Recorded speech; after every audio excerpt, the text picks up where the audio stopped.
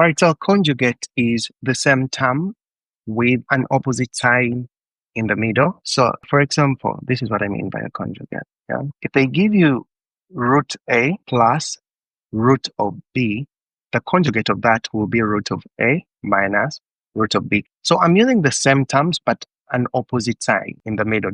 So sometimes a conjugate is going to help us simplify whatever we have in the denominator.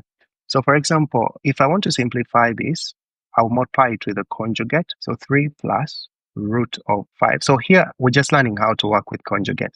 So times 3 minus root of 5. Now I'm multiplying, right? So we're going to distribute 3 times 3 gives you a 9, and then 3 times negative root 5 gives you minus 3 root 5, and then root 5 times 3 gives you a positive 3 root of 5, right? And then root 5 times negative root 5 gives you a minus 5. So it would have given me a minus root of 25, but I know the root of 25 is 5, right? So these cancel. This is a minus 3 root 5. This is a plus root. So they cancel.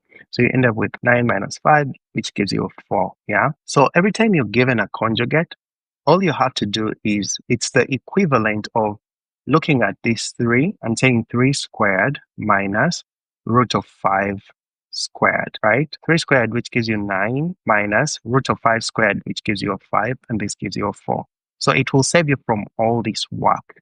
This is how we come about. So this in blue is showing you how we come to this. This is the shortcut, and this is the long term.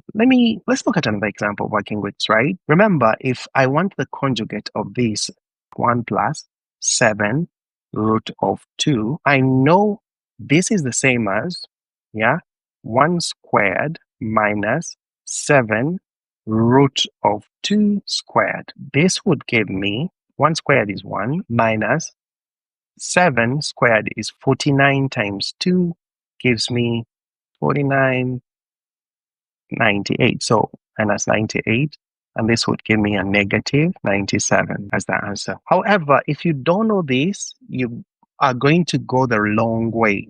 And I'm going to put the long roots in a different ink. So you're going to distribute. 1 times 1 gives you 1, right? And then 1 times positive 7 root 2 gives you plus 7 root 2. And then now negative 7 root 2 times 1 gives you a negative 7 root of 2. And then negative 7 root 2 times positive 7 root 2 gives you a 49 times 2, which gives you a minus 98. So remember, this is a positive and it cancels this negative. So you end up with 1 minus 98, which gives you a 97, but a negative. So you see how, if you know how conjugates work, another person would simply have gotten the answer without, distributing all that. So we're going to use this technique of conjugate to work out, to simplify fractions.